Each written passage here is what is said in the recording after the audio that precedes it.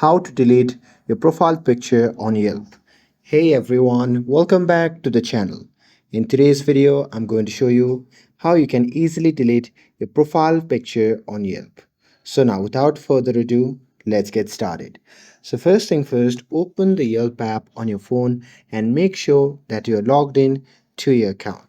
And now here, once you're inside the app, just tap on the me icon shown in the bottom center of the screen. And once you tap on it, you'll be prompted to your profile section. Now here, once you are in your profile section, just tap on your profile photo at the top. And here, once you tap on it, you'll be prompted to your photo section. Now here, once you're inside your photo, just tap on the three dot icon shown in the bottom left corner of the screen.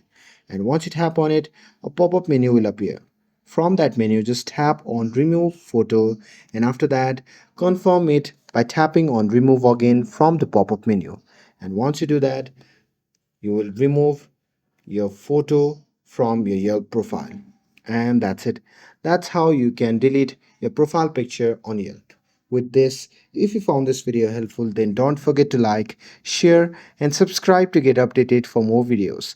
Thanks for watching, and I'll see you in the next video.